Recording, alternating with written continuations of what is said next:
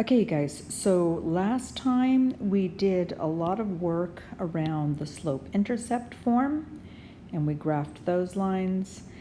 We looked at standard form and talked about the cover-up method so we could find the x and y intercepts. And now we're going to use a little bit more of this information to find equations of lines. So this formula here is going to come in handy. Y minus a y coordinate is equal to m, which is the gradient, times x minus x1. All right, so the gradient we need, and we need a point on that function so that we can find the equation of a line. Okay, so let's look at an example. We want an equation of a line, and we know that at the answer, so somewhere down here, we're going to have the form y equals mx plus c, because that's our intercept slope form.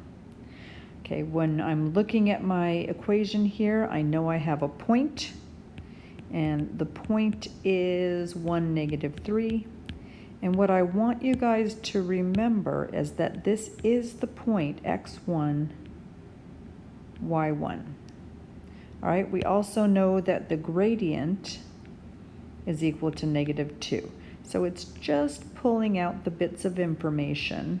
And I do this all the time when I'm working with problems because it helps me get rid of the words. Now we're thinking back and we know that we have this equation, because this is what we're working with. Y minus y1 is equal to m times x minus x1. And what we're going to need to do is we're going to need to substitute. So this y value is this y value, is this y value. All right? The x value is the same as that x value in the equation, which is the same as that x value there. So when we go to do the substitution, we've got y, sorry about that, let me undo that and go back to a pen. So we have y minus our y coordinate, which is negative 3, is equal to m. Well, m was over here, negative 2, times x minus, and we come over and we find the x coordinate when the x coordinate was just 1. We don't want to leave it in this format. We want to go ahead and simplify. So the first thing that I would do is deal with this y minus a negative 3. It becomes y plus 3. And then I would go ahead, and we have that little bit of knowledge about expanding brackets. Expanding brackets. So we get negative 2x plus 2. And then the final step is to move it, take that negative 3 to, take the positive 3 to the other side, make it negative, and we get negative 2x minus 1, which is in the correct format. Okay, new example. Find the equation in standard form. So now I'm trying to find ax plus by plus c equals 0. That's what I want my final answer to be. And it's passing through two different points. So if I think about where I'm starting, I'm going to start with this equation because that will give me the equation of a line. And in order to use this, I need a gradient and I need a point. Okay, the point, it doesn't matter which one I choose because they're both going to be on the line. So let's just go ahead and choose negative 2, 6. You could have just as easily used the other one. If we're going to find gradient, it's the difference of the y values. So 6 minus a negative 2 over the difference of the x values, negative 2 minus 3.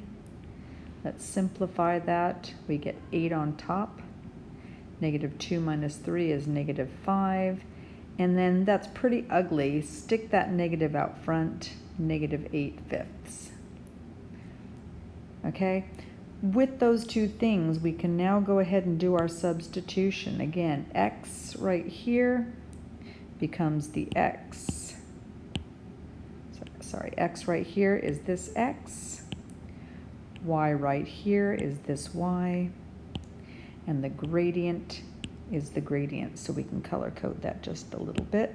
I'm going to do my substitution. I get y minus the y coordinate of 6 is equal to negative 8/5 times x minus the x coordinate, which is negative 2. Be really careful with your negative signs there. Okay, so what I know is that I want this format up here. And the easiest thing to do is going to be to get rid of that fraction, or that 5. So I'm going to multiply my entire equation by 5. Shall we do, no, I'll just do by 5. And what happens then is I get 5y minus 30 equals negative 8 times x, and I can go ahead and simplify that to a plus 2. All right, now let's keep expanding brackets. I get 5y minus 30 is equal to negative x, because I'm foiling, so I'm going to go negative 8 times x and negative 8 times positive 2, which gives me a negative 16.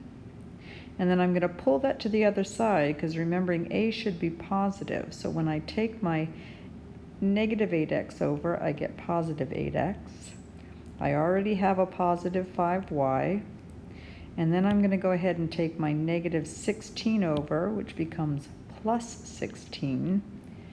And 30 takes 16 would be 14, so I get minus 14 equals 0. Voila. Okay, new example. Determine the linear rule. Just a different wording for the same problem.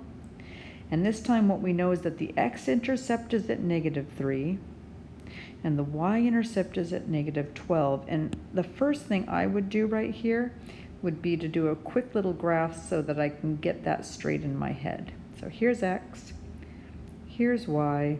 The x-intercept is at negative 3, so I know I'm there.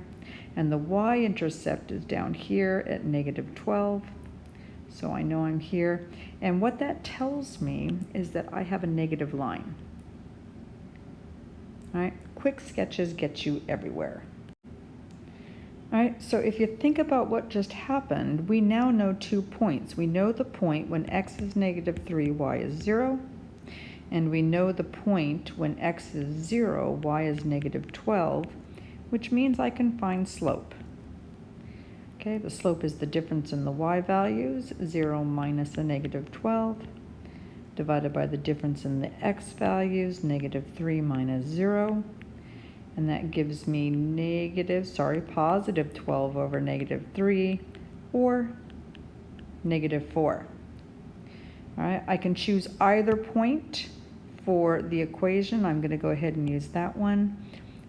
And we know that our line will be y minus y1 is equal to m times x minus x1. So we go ahead and start substituting our values in.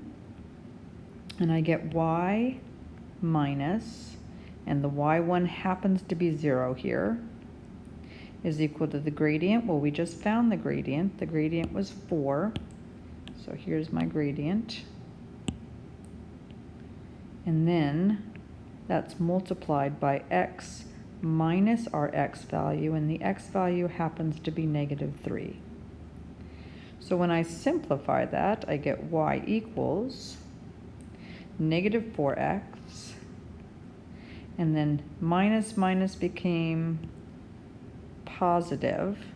So this is a positive 3 times a negative 4, which becomes negative 12.